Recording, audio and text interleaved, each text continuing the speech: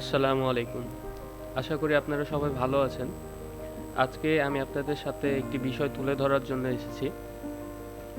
আমি কয়েকদিন আগে নিউজে একটি ভিডিও দেখলাম, ফেসবুকে এবং ইউটিউবে একটি ভিডিও দেখলাম যে বর্তমানের এরোপ্লেনগুলা যখন ওঠানামা করে সেই সময় নিচ থেকে অনেক লোক তাদেরকে এয়ারপ্লেনে টার্গেট করে লেজার লাইট মারে, যেটা খুব বিপজ্জনক, যেটা একটা প্লেন দুর্ঘটনা ঘটতে পারে এবং এয়ারপ্লেন ওঠানামার সময় এটা একটা দুর্ঘটনার শিকার হতে পারে, কারণ চালককে পাইলটকে সেটা কন্ট্রোল করতে হয়, প্লেন কন্ট্রোল করতে হয়।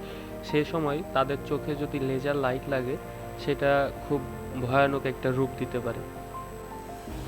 এতদিন আমি শুধু ঘটনাটি নিউজে দেখেছি, কিন্তু আজকে আমি বাস্তবে এরকম একটি ঘটনা ঘটতে দেখলাম।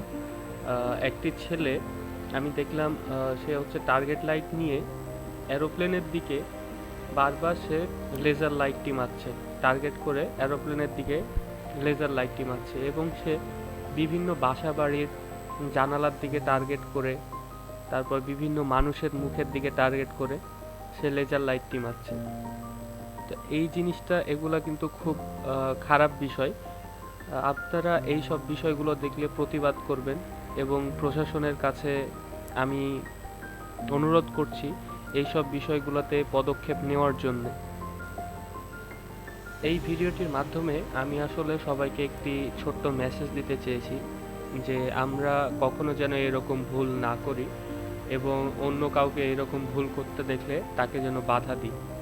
সো আমরা এরকম ভুল যেন না করি এবং লাইক, কমেন্ট, শেয়ার করে ভিডিওটি সবার কাছে পৌঁছে দিই। ধন্যবাদ।